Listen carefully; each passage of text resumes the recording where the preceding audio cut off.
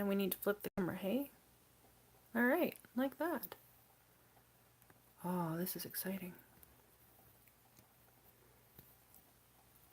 Morning, everybody. It's me. We are live on a Thursday. It is unfortunately snowing where I am, which, I mean, I know that I'm in Canada, but this is early, even for us. I woke up and was like, oh, that's frost on the roof. No, that's really not. That's snow, which means we kind of bypassed the whole frost situation, which is not typically how fall works for us. The trees started changing here about 2 weeks ago, and normally we get a solid 6 weeks of autumn, enough for everything to turn gold and red and every other amazing color, and then fall, and then typically we get snow, but apparently that's not going to be the way that it is this year. I'm secretly hoping that this is just a day or two thing and then it melts and we get a couple more weeks of nice weather. Sometimes that happens here, but I'm not holding my breath for it. So instead, this morning, I am hanging out in the warmth that is my office and spending time working. I have my tea lights all lit, which is my typical space heating mechanism when the weather is terrible. I live on an army base, and we live in older queues, PMQs, personnel married quarters, military quarters. I can't quite recall. And ours are hot water heated, so they're run by like hot water radiators that are all over. And in the summer, they turn off the boilers because there's no need. Well, they turn off some of the boilers. There's no need to really run heat because things are so warm as an ambient temperature. So they just run the boilers for like your shower and stuff like that. But it sometimes takes them a while to get them on when the weather turns. And we're in that kind of zone right now where just waiting for things to kind of come back online and make it comfortable again. So, this is the map that I was working on last week. It is a commission piece for Joshua, and it was really cool when he asked for an update, to be able to say, hey, worked on it on the live stream, you can go check it out if you want. It was really validating as an artist to be like, hey, yeah, you can actually see the process that I'm going through to make this thing that you are so invested in.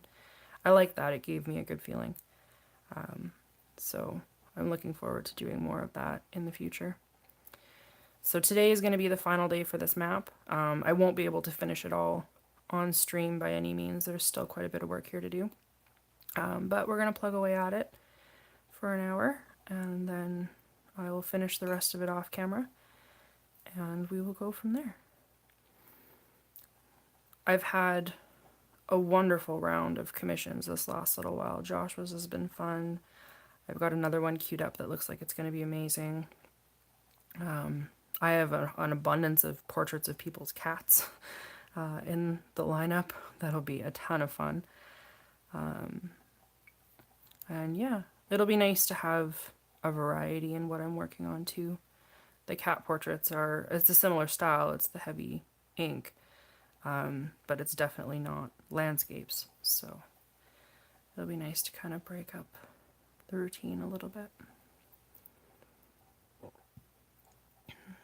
Trying a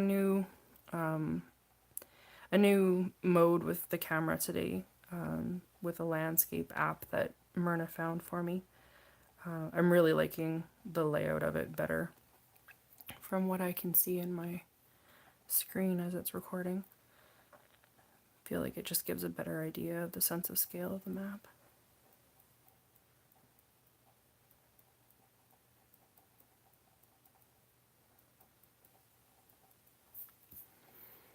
So just working on putting in some of the trees in the background here so that we can start adding the kind of detail that we've got going on in the foreground.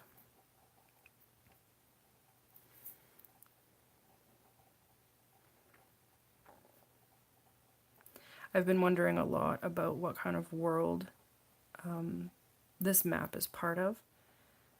It's really interesting working on other people's maps because I don't necessarily have the same level of cognitive detail for them as I do for my own. I got into map making to support my process for working on a book that I'm currently working on based off of a Dungeons and Dragons campaign that ran for about 2 years that we just wrapped up. And so when I'm working on the world building, I'm a little bit obsessed, I guess, with the minutia of this is how the tectonics work and this is how the rain cycle works and everything, so that I can use that for narrative purposes, even if it's just to create narrative consistency, which is something that I value. So it's interesting for me when I'm working on someone else's map because I get to wonder like what kind of thoughts went into creating the world that I'm working on. And I like that part.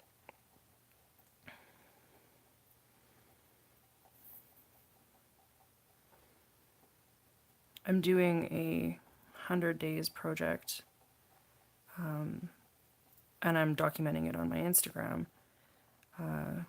And it's been directed at world building for the novel.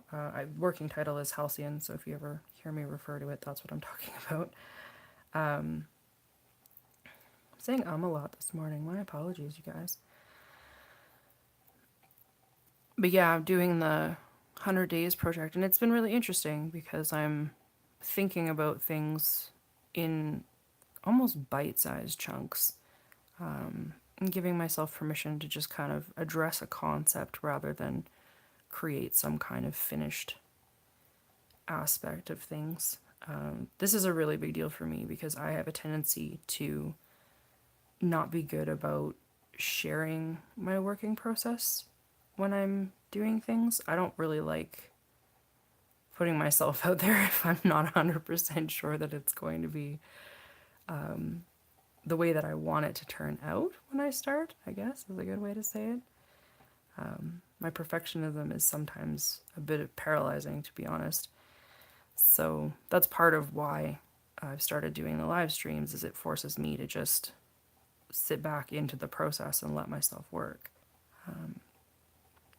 But with the 100 Days project, it's kind of the same. Like I haven't put any restrictions on myself for the quality of whatever it is that I'm photographing and uploading to Instagram. It's more important that I just, this is day 57, or I don't think I'm at 57 yet. I think I'm at 56 today. And just doing the work. One of the validating things about that is I can't believe how full the sketchbook that I'm working in is already. I love having full sketchbooks. There's something really, really magical about a full sketchbook. But the process of filling them can be arduous. I don't know if anybody else ever finds that. Sometimes my desire to have one full is different from my desire to do the work to fill it.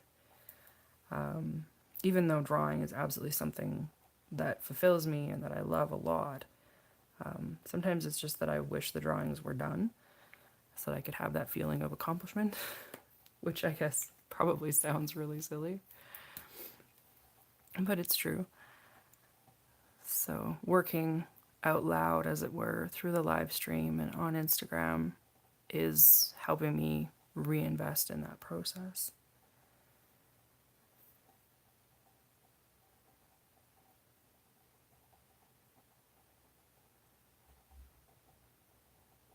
I'm feeling a little bit rambly this morning.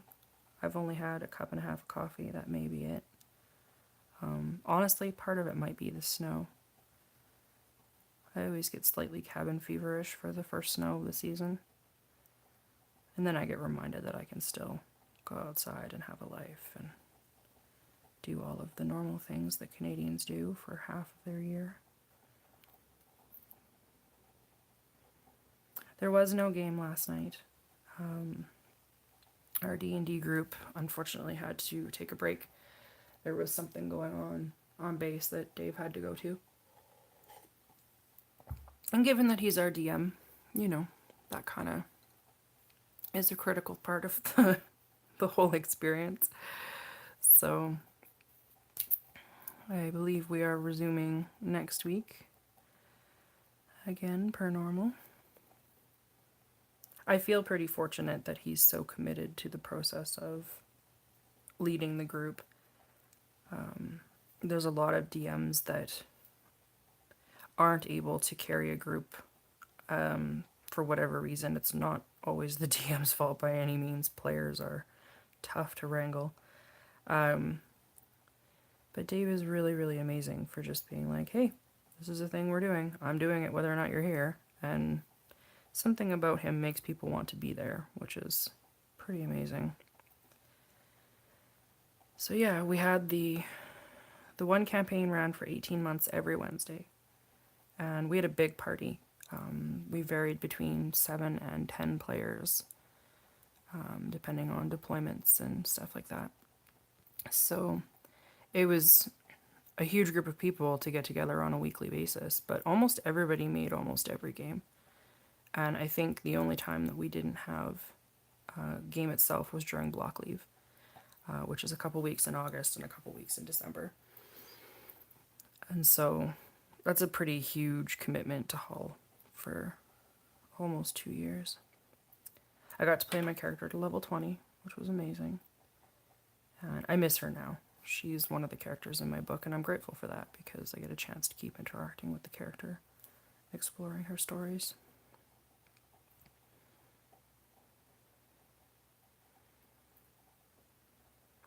There's a survey going around from the makers of Dungeons and Dragons about the hows and whys that people roleplay, like how are people using their products and the motivations behind that.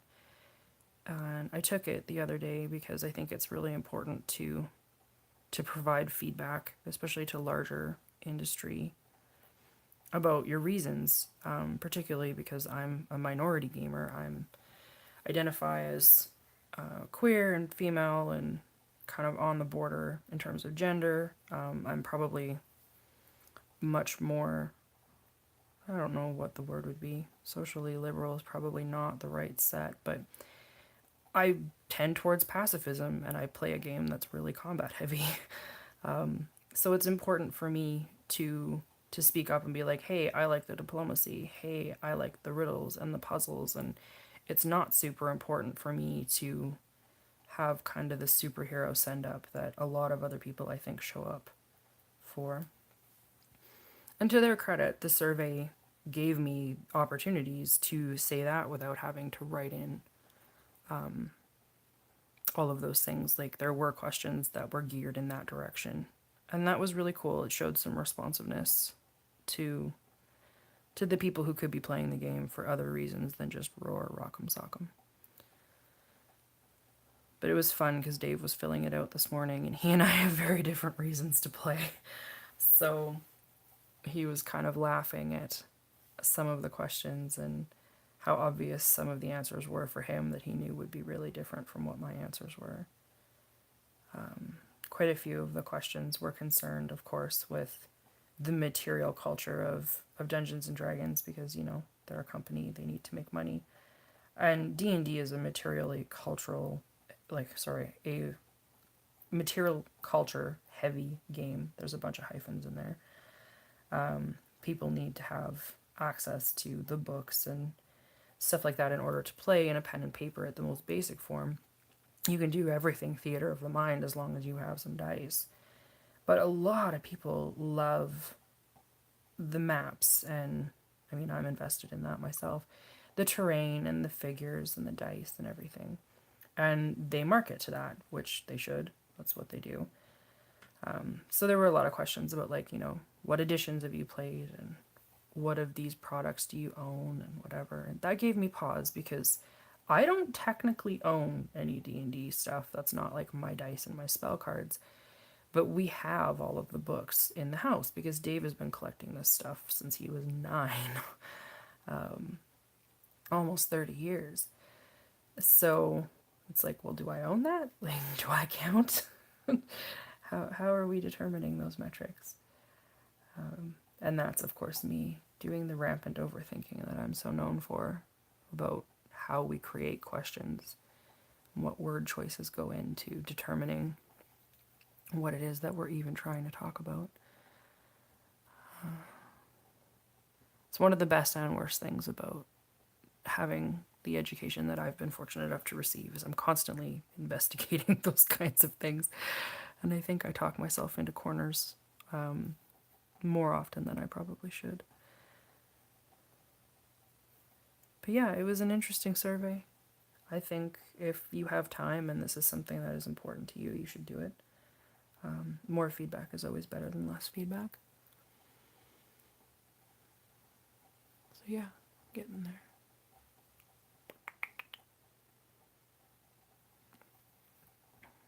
I think we're gonna put some darker trees up in this ridge. Oh, I want the bigger pen than that.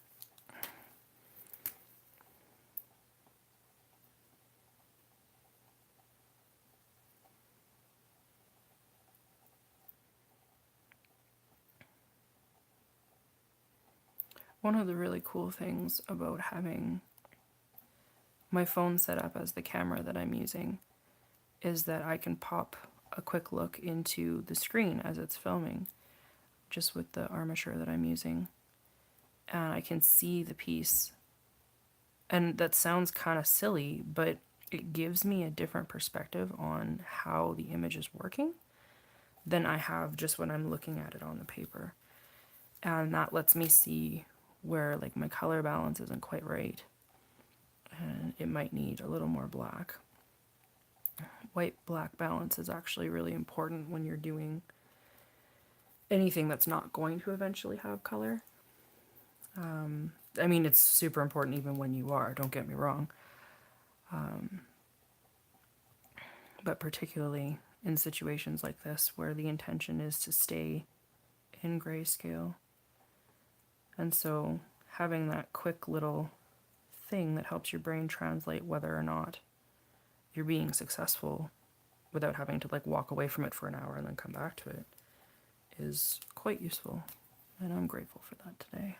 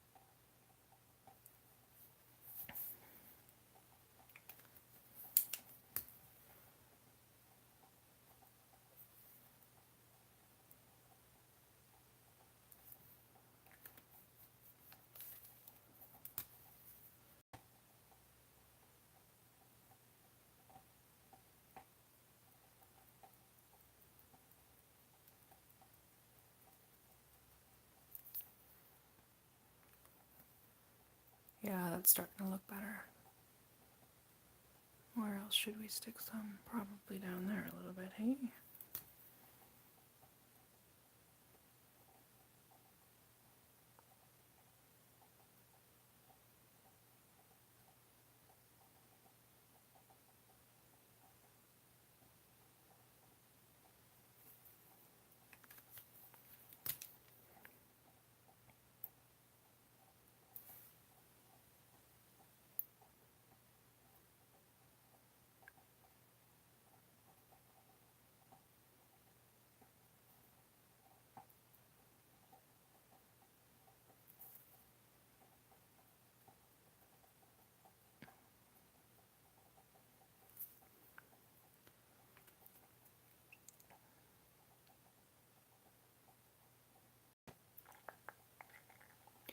I've been listening to the podcast Harry Potter and the Sacred Text in the last little while, and it's really interesting. I have a background in, I'm not sure exactly what you'd call it. My degree is technically in religious studies. I feel like I always have to preface that with I am not a member of the clergy. What I do is somewhere in between anthropology and sociology and other critical social exploration. my degree was concerned with figuring out how power structures operate and what kind of thought and argument goes into making those power structures persuasive, and how that trickles down into how we talk about and think and discuss and reinforce those structures.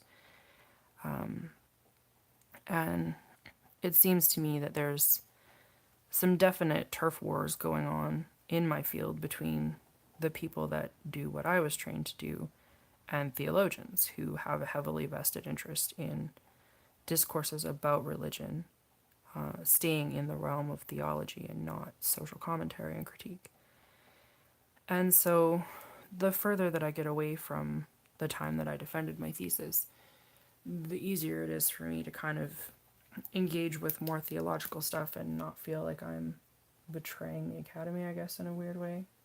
That probably sounds really stupid, but when you spend a long number of years heavily invested in someone's ideology, you tend to pick something up like a little bit of scholastic Stockholm syndrome, I guess. And this has been an interesting podcast to listen to because it's done by a humanist pair of chaplains. And so there's no particular religious orientation, just a desire to help people kind of find their own comfort, I guess. And they're reading Harry Potter. Each podcast is dedicated to reading a particular chapter from a particular lens. So it's half like English 30 book study, which I love. I mean, I was that kid. Half kind of not quite self-help, but self-exploration. And it's entertaining. Like, I guess I'm entertained by those things. I like learning. So yeah, I think if you're into Harry Potter or you're just into thinking about texts in ways that you maybe hadn't considered them before, it's worth checking out. Podcasts are new to me. I've never really been in a position to listen to them while I was dealing with grad school, because I was the kind of person that I couldn't really write or read with any kind of focus if I had background noise on. I know so many scholars who are incredibly adept at reading and writing with the TV on or something, and I'm in awe of them. That is not a skill I have.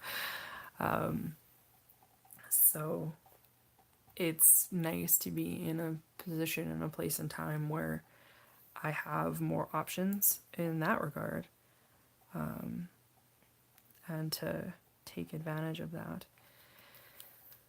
So I can put something on and just let it go while I'm working, and I find that lovely. I'm learning a lot of things, and it's been really good. Brandon Sanderson, who's one of my favorite fantasy authors, has been, I don't know how current they are, I forget, teaching classes on creative writing at a university, and there's a set of his lectures on YouTube for an entire semester, which felt like landing in a gold mine for me. So I was listening to those, and they were wonderful and gave me a lot of perspective on my writing process for this book. Amanda Palmer, her Art of Asking TED Talk is fantastic, and I recommend it to everyone. Matthew Colville does a series on introducing dungeons, like new Dungeon and Dragons. I cannot talk today. Sorry, guys. New DMs to Dungeons and Dragons. So, like, if you want to start running the game, what do you need to know? What kind of things do you need to think about? And that's what he calls the series, actually, is running the game. He does a pile of other things as well, campaign diaries and what have you, but his running the game one is the thing that I go back to over and over. And of course, my favorite standby is listening to Runehammer's card tunes as he works on his commission stuff. The man is a modern Viking philosopher, for lack of a better term. And I really, really enjoy listening to him go. It's pretty fantastic. It's almost a little strange to be working in the quiet now, just because I've gotten so used to having something on in the background. Not a bad thing, just makes me more aware of the sound of my candle burning, and that's a good thing too today.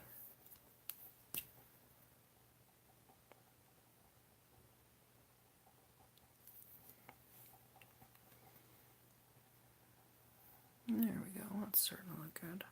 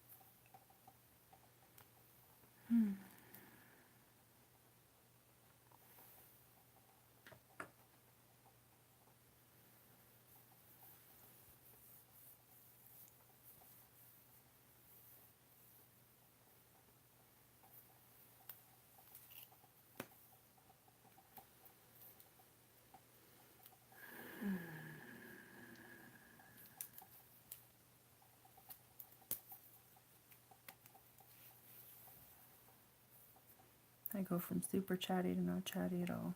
Sorry, everyone.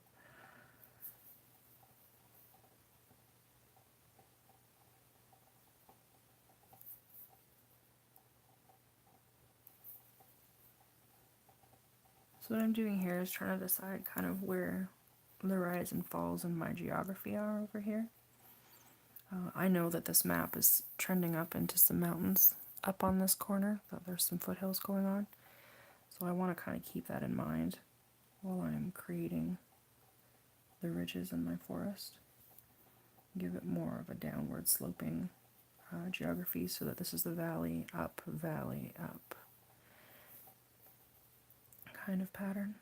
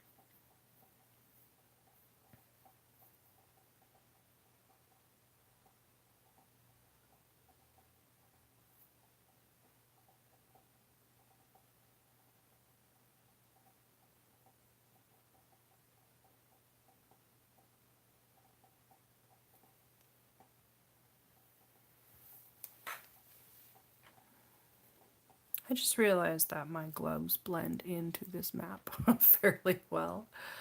I don't know if you can see, but it's the Dormouse and the Mad Hatter's hat from Alice in Wonderland. It's got some of the text from different parts of the book on it. It's the March Hare on this side. I can't remember exactly where they come from right now, but I'll figure it out and put the link in the description.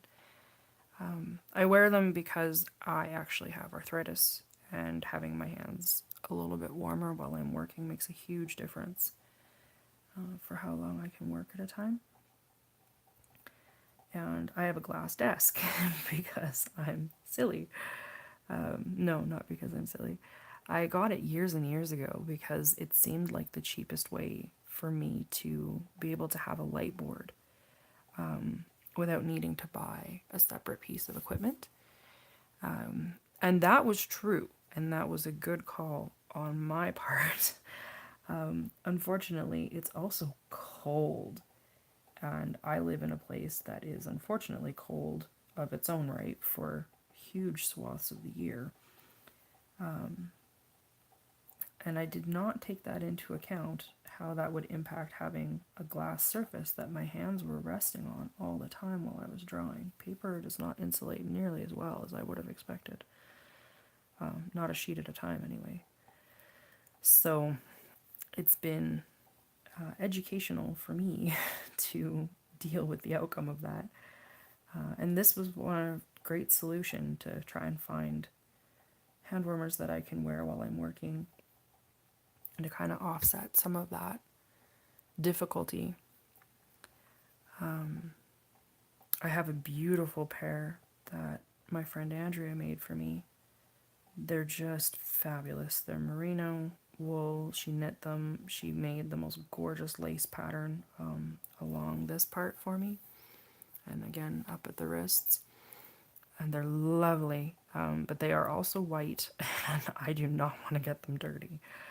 So I save those for when I'm actually going out and traveling, not when I'm working on something where I know I'm going to smudge graphite or working with ink or whatever.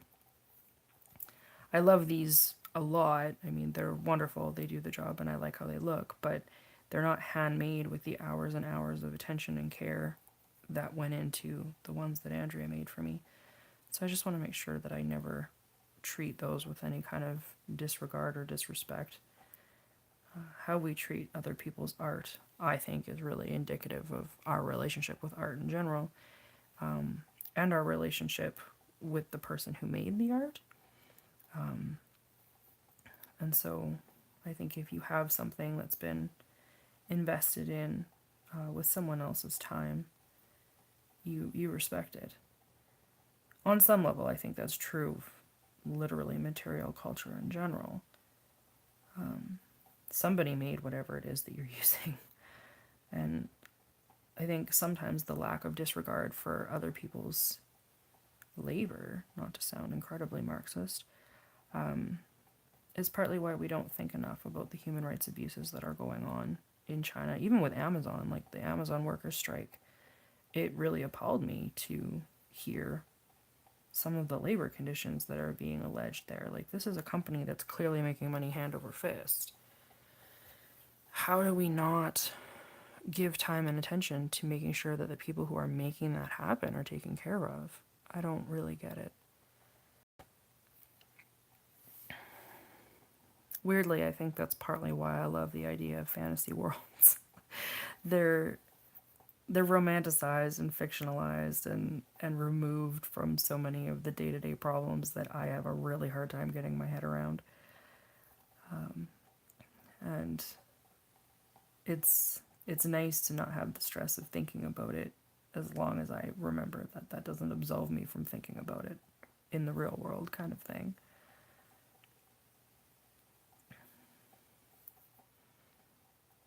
It also kind of makes me wonder, like, what would have happened if we'd gone down a different leg in the trousers of time, as Terry Pratchett phrases it. If you've never read Terry Pratchett, you really should read Terry Pratchett. The man is an incredibly gifted satirist.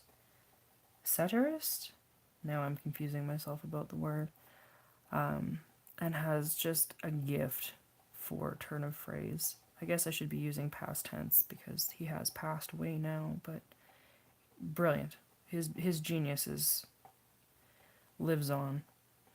But yeah, he has a phrase about the other leg of the trousers of time. And I think fantasy role playing and fantasy books, the whole genre, gives us an opportunity to really explore what would have happened if we'd gone in a different direction at kind of an earlier, I don't know, Western, Eastern, medieval kind of period of time. I think science fiction handles that going in a different direction. What would be the differences if we changed certain variables going into the future? I I don't read as much science fiction as I probably could. I don't find it appealing.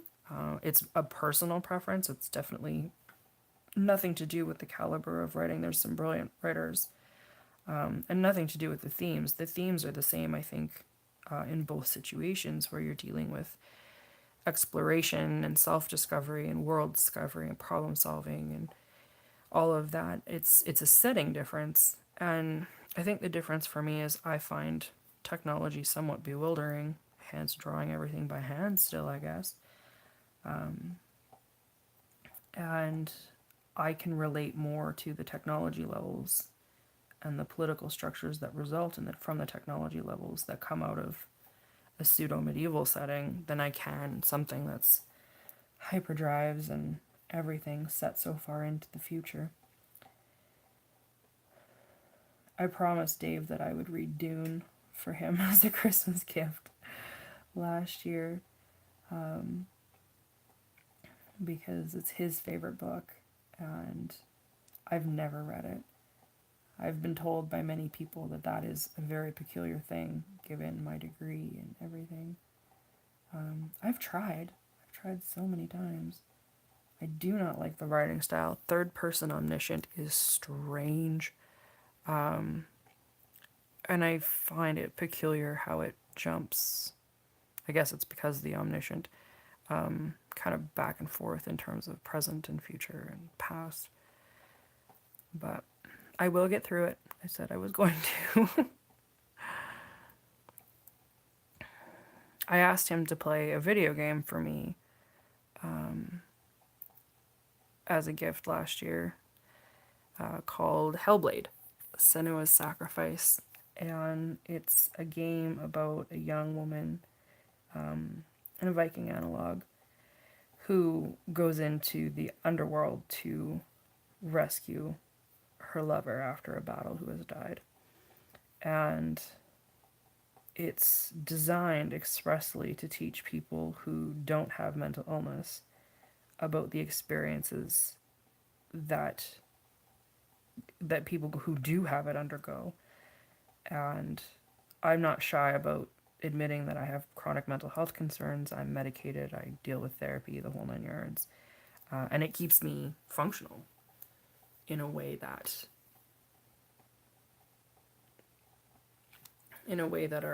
it's important to me that we talk about it and we try to make those experiences explicable and knowable and therefore less shameful. Because it's happening to way more people than we think it is. And if we don't talk about it, then we don't learn, right? He's really struggled with the game. He's gotten about as far in Hellblade as I have gotten in Dune. He finds the controls frustrating. They change on him all the time. There's no real explanation about what you're supposed to be doing. And he finds it, as someone who plays a lot of console video games, incredibly vexing. And I've had to try to say to him so many times, like, he's like, the controls keep changing. Like, this makes no sense. And I was like, honey, that's the metaphor. Like, my controls change all the time. I can't tell you how certain things are going to go or not go. What worked yesterday to manage these symptoms might not work today, or tomorrow it might be something else entirely different. It's part of the reason why I think medication is a really good thing for the people that it works for, because it basically just sets you up to be more able to employ the same systems to help yourself be stable.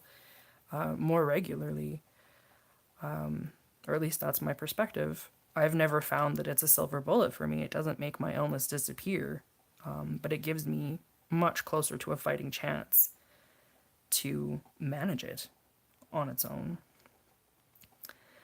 So I'm not convinced I'm going to get through Dune before the end of the year. And I'm 100% sure he's not going to get through Hellblade before the end of the year. We'll see. Maybe those are gifts that have to go into 2019 too. Who knows? We've been trying to get away from buying each other things. We don't need more stuff in our house. Plus, Dave has a terrible habit of just going and buying what he wants when he wants it, and not really saving anything that other people could get for him as gifts, which is cool. And actually, I respect a lot because it really is ownership of your own happiness. This is what would make me feel good right now. I have the ability to get it. I'm going to get it. As opposed to, I need to wait for good things until other people can give them to me or are willing to give them to me. But man, when you enjoy giving gifts, and I enjoy giving gifts, it's really, really vexing to be like, hey, I want to get this thing. Oh, you already got it for yourself. Never mind. That was interesting about the D&D survey too, because I succeeded in buying him Mordenkainen's Tomb of Foes by doing the pre-order. And was really excited because Amazon was like, we guarantee the pre-order is going to be there on the day that it's released, so you'll have the same general effect as buying it from the store. And we live in a really small town. The nearest good bookstore is 2 hours away, and so Amazon is a kind of a blessing in some ways. I use that word lightly, for letting us kind of stay connected to some of the shopping experiences that you just can't have here. So I was really excited. I was like, yay, I'm going to get this thing for him and it's going to show up on the door and he's going to be so stoked. And we didn't get it for like a week or 10 days after, which I mean, first world problem. That's not a big deal. But it was a bit of a disappointment because he was really looking forward to it. And I felt like I was ahead of the curve for once and was actually successful in getting him a gift. But it got here and it was awesome. It made me happy. Made him happy, which was great. Oh, coffee. Right, that's a thing we can do. Yeah. I got through grad school without coffee. In hindsight, I don't know how I did that. But I'm sure fond of the beverage now is the case. It's one of our morning rituals around here to have coffee together. Dave has a very reliable schedule in terms of him getting up and dealing with the world, heading to work kind of thing. And my schedule is much more flexible right now because I'm not working outside of the home. So I tend to follow his. It's quite nice to have we've gotten up together in the morning and had coffee together and watch usually a little bit of Colbert. It's the happy medium we can come to about world events right now. Dave is very invested in the news because it impacts his job, which I completely understand. And I think it's super valuable to be plugged in.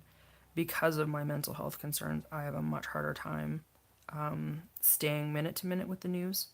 It can really, really profoundly affect my depression. And if I'm manic, I don't have fun mania. I get the anger and the irritability that goes along with certain forms of mania within bipolar.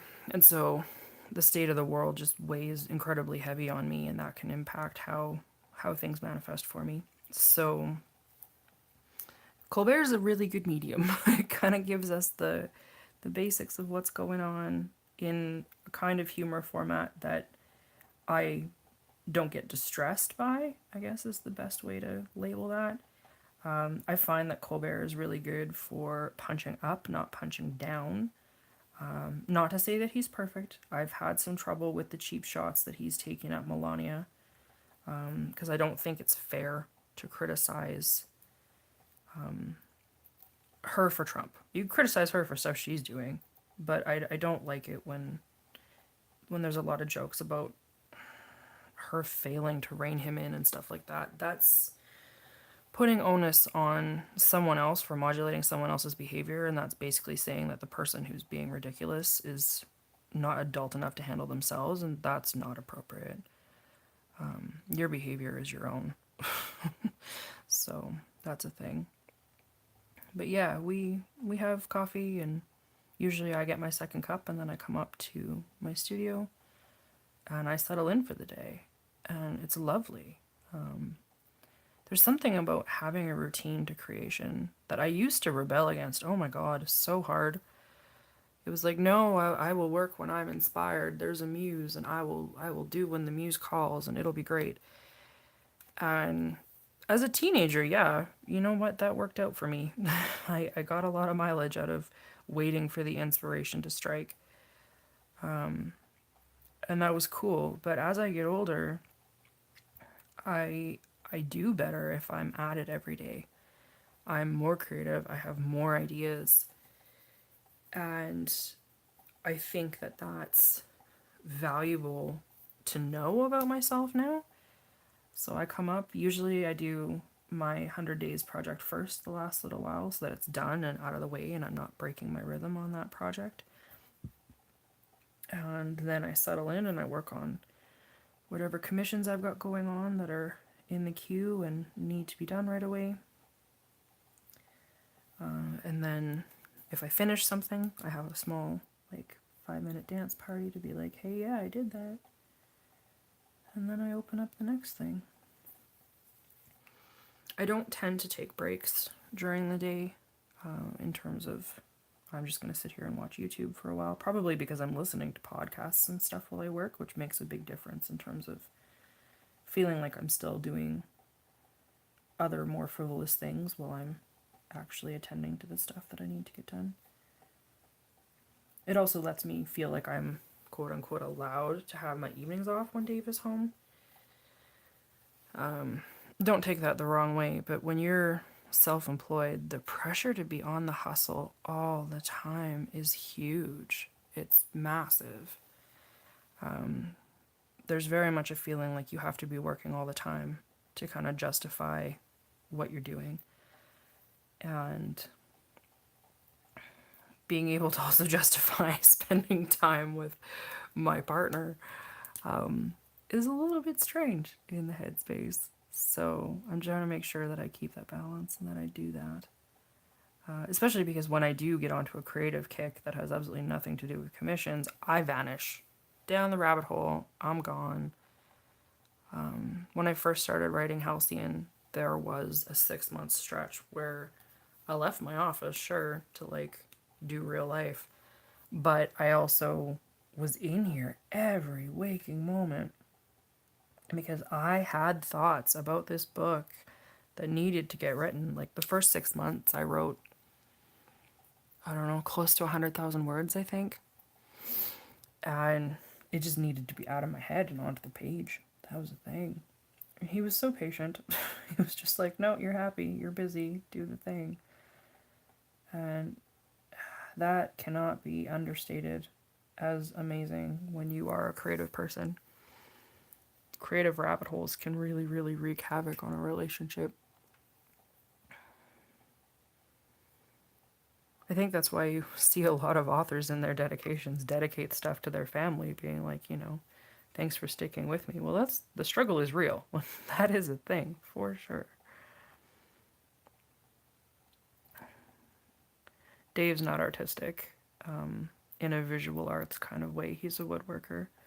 So he doesn't really ever feel like he can comment or critique the work that I'm doing, but he always comes and has a look and is like, hey, yeah, I like seeing what you're working on. This is cool. Sometimes he's like, I really don't feel like that part is working. Can't tell you why, but as somebody who looks at dungeon maps all the time or whatever, like, something here is not right. And that's super valuable.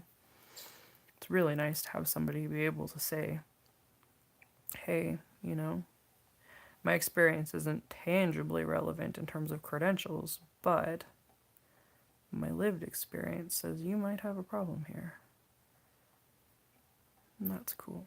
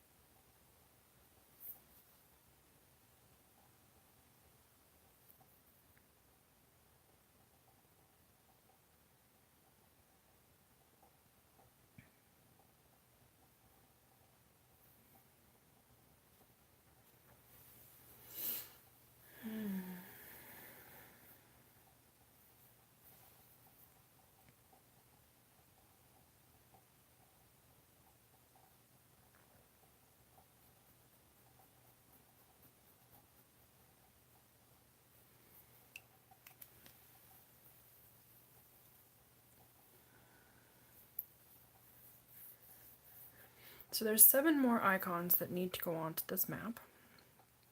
And I have them roughly mapped out. There's a few that are quite close to edges. So my original plan for doing kind of an elaborate border on this one is going to have to be set aside in order to preserve the proportions. So right now I'm thinking on probably a 4 or 5 millimeter just heavy black border to kind of frame everything in. And then go from there. I think it'll be really cool to design a few more of these icons. The names on the map are just fabulous. There's an edifice of respite, and that is just a wonderful turn of phrase. A friend of mine's son was doing Mad Libs. Do you know that game where there's sentences that have words missing and it just tells you, put in a noun, put in a verb, put in an adverb. I loved those kinds of games as a kid because I was a language nerd. I still love those kinds of games, and I'm still a language nerd. Michael was doing them, and it was from Macbeth, I want to say. Shakespeare one. And he put in the cows of merriment, and I laughed so hard. The cows of merriment are one of my new favorite things. I'm going to just do so many cartoons of the cows of merriment and send them out to people as postcards. And that is my plan. It's going to be great. Inspiration comes from the strangest places. You just got to be open to where it's happening and be like, yeah, you know what? That actually is a lot of fun. Let's do that.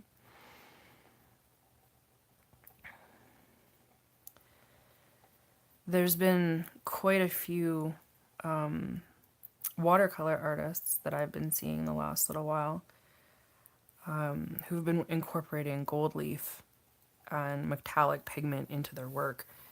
And I'm digging that so much right now.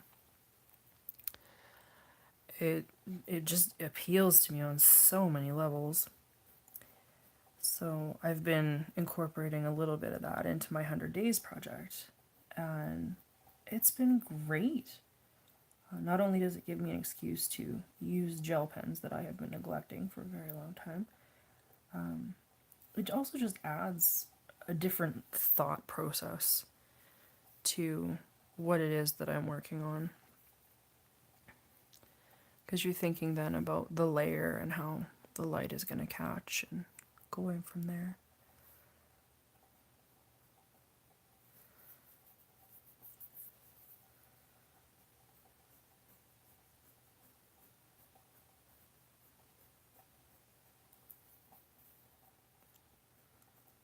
I have an idea for a map that I want to do. And it'll be kind of, I don't know how to describe it. I'm picturing it in kind of a monarch's sitting room or a war room or something, where it's definitely an ornamental piece, either hanging on a wall or being on a sand table. And it's made of patches that, instead of being colored on a piece of paper with the borders, they're ceramic or they're enamel or they're other materials that are fitted together, and they're held together with gold bars, a lot like the Chinese art form of cloisonne, which is an enamel art form. It's beautiful. If you've never seen it, you should totally look it up. It's absolutely marvelous. Where the colors are layered, fired enamel powders, and they're held apart by these little metal bands, and everything is polished down until the surface is smooth, beautifully smooth. And it just creates these incredible images. I think a map done in that kind of style would be both incredibly extravagant, which is why I picture it kind of in a monarch's purview, and also beautiful. Like, oh man, there's this guy on YouTube that I just discovered. I think he's in Russia. I'll post a link in the description. Who does mechanic work, which sounds not at all like what I'm trying to express. The video that I first saw of his was him making a mechanical pencil, but he did it through clockwork. And he created by hand all of the gears and all of the mechanisms, and like the gears he literally ground down from ingots of, I think he's working in brass and steel. It was fascinating to watch. And then when he had this whole thing constructed, he did a whole bunch of engraving on it, like what you'd find on the front of fancy old clocks. And I was just blown away. It was so not what I was expecting, because I consider it a very old school art, like a dying skill. And it just blew my mind. And it thought to myself, like, this is one of those things that I don't want us as a species of humans to lose how to do. Like, it's just incredible. And I'll post the link because it's absolutely fantastic. Cloisonne is kind of like that as well. Like, there are fewer and fewer people who know how to do it. And it's amazing. Like, we shouldn't lose that. I had a point and now I've lost it. I'm sorry. But yeah, I'll put a couple of links down in the description for stuff that I'm talking about, and you can check it out. Oh, I was going to go somewhere about Fabergé eggs, and now it's lost. Fabergé eggs are amazing. That kind of artisanship doesn't come around very often, that's for sure. I think I'm having a real kick about epic level handcrafted things right now as well, just because that's part of the world building that I'm doing for the 100 Days project. When you think about what kind of influences you want on the culture that you're creating, and these aren't isolated people who are pacifists who have done not much in terms of what a lot of other developmental cycles might look like, where combat and conflict are in play. So I'm trying to figure out where they would have invested their time and where their material culture would come from instead. So that's been really interesting. You'd be amazed how much material culture gets driven by conflict, like mining and metallurgy and transportation. A lot of that is reflective of conditions of conflict over resources or land or power distribution, that kind of thing. So when you don't have that in play, trying to imagine a world without it is very interesting. So yeah, I think this is coming along. We're getting somewhere. And that is great. So I'm feeling pretty good about the odds of finishing this today.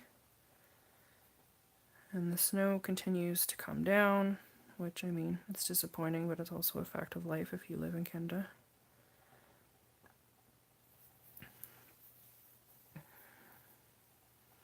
I'm definitely going to have to go through and add my black borders onto this section. They need to be a bit heavier to match. And then as a final stage, I think I'm going to add a little bit of grayscale to it just to make the water pop and stuff like that. And then I think it will be done. So that takes me to an hour, which is my scheduled time for this on a Thursday morning. So I'm going to head off and get myself another cup of coffee and then put on a podcast and tie into this some more. I hope you guys have a great day. We'll catch you later.